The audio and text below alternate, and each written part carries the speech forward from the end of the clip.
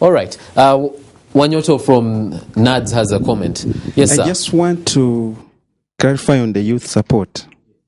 NAADS originally was created to help the youth, women and PWD in agriculture. Then what happened? Because of the changes that happened.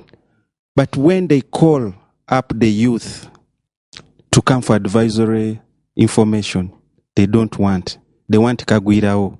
You know, farming is a process, and farming is a private affair. Government is just enabling you. So it starts from you, mindset.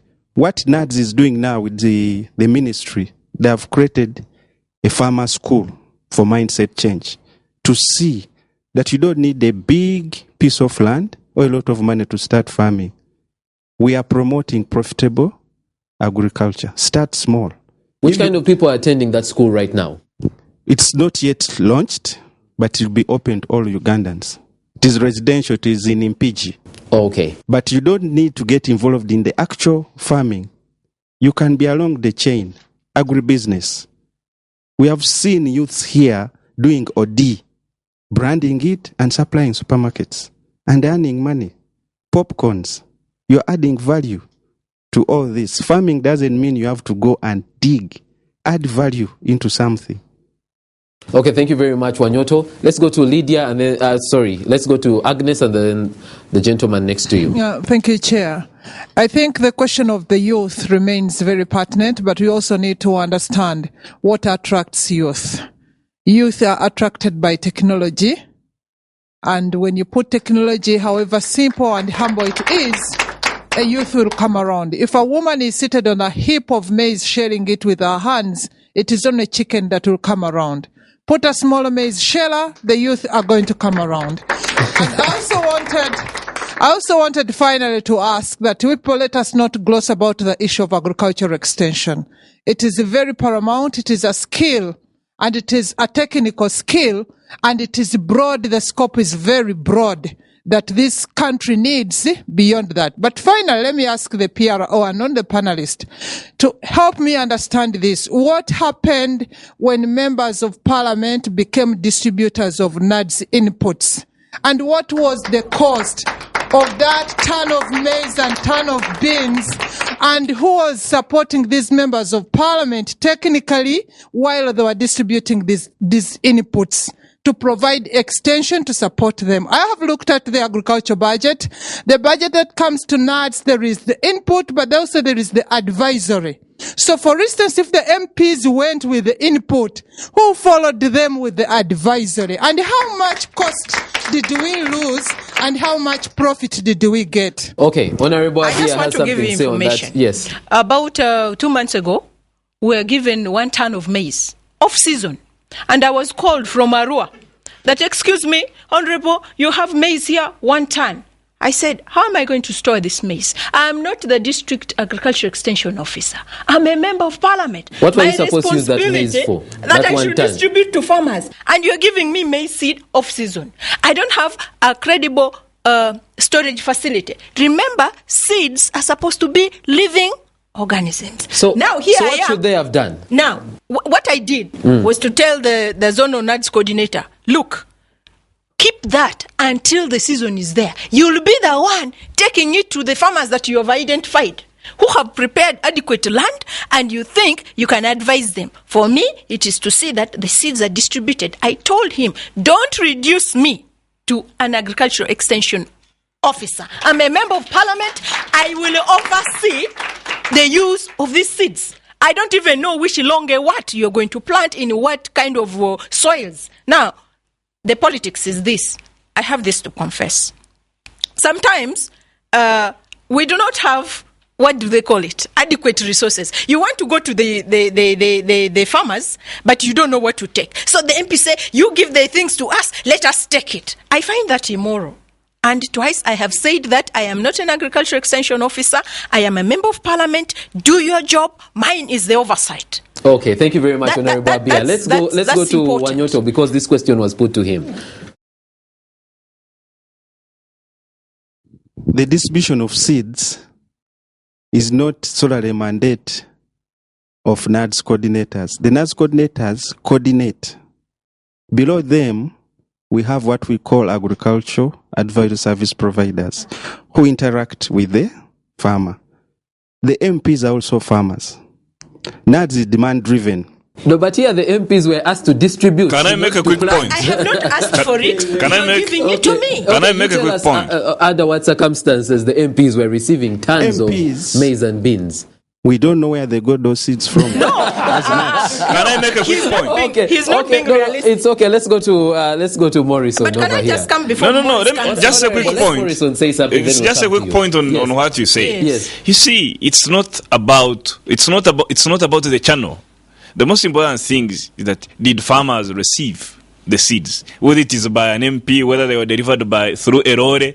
Yes, but you Morrison, see. let me ask. So for me, if the But seeds it are was being the given to government's the farm, advice. if the you see. MPs are the ones who have been given the seeds, the problem- the MPs know the which problem- farmers to give these the to. problem- The MPs know the what problem- advice to give with the seeds. the problem is that you said it, that you politicize everything. And I'm not surprised that, Honorable B is a politician. You see, she's trying to politicize and do these No, I things. think So let's for get me, the this most right. important This thing, is don't not correct. politicize. This is The not issue correct. is, The as issue farmers, is- Let him as go. farmers, The issue is, as let's farmers, be are they honest. receiving Honorable, the let him seed? finish. No, Then you Are can farmers make your comment. receiving corrected. inputs? Let him finish. Then you Are make your farmers comment. receiving inputs? Are farmers receiving seed? How they reached farmers, that's not really the big issue. For me, don't focus on the process, focus on the outcome. outcome, If okay. Abia is, That's wrong. That's the Because- point. Let's hear from Honorable Abia. Let's Yes. be honest here. You say sometimes I don't take your job to do because I must appear. That's wrong. If No, those if are the, petty if things. the Just process, hold on. no, The outcome Morris, is the most listen. important thing. Morrison, we heard from you. Let's hear from Honorable When Abia. when there is a system in place, let the systems work. Let the systems work. Now, I am a member of parliament. I have my oversight responsibilities. You now want to reduce me to be the distributor of these seeds. Now I those- don't- those are ego excuse issues. me. These are not ego issues. These are system issues.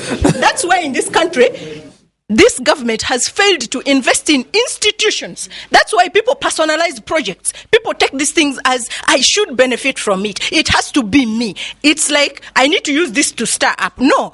Let the agricultural extension service providers do their thing. Give the seed to them. Give me a list that these farmers in these sub-counties received these seeds. I go and see the acreage and say, what was the output? Have we addressed food insecurity here? How many farmers have risen from peasantry to commercial agriculture? That is my job. Now, when a politician becomes the NAADS coordinator, the seed distributor, the marketeer, who will oversee who? All right. Thank you very much, Honorable Abia. Well, let's ask Patience. Currently, what is the way forward? What's happening at the ministry to make sure that we don't have this stalemate with NAADS? Actually, the shortcomings that are being mentioned is what our proposals are addressing. The shortcomings, okay. Yes. The issue is really, and why these things what is talking about are a result of the institutional design issues that probably in a way affected, made the system more vulnerable. But as a ministry, we have the current reform we have proposed is really cushioning the system and insulating it from these kind of problems. And we cannot deny that these problems are not there. They are there.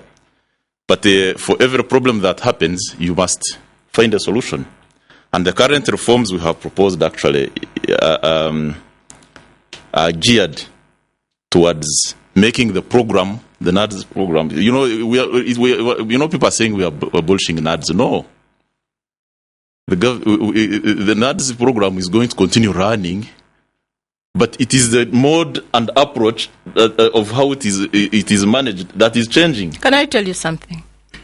I met the World Bank country director and I asked him, there is this issue.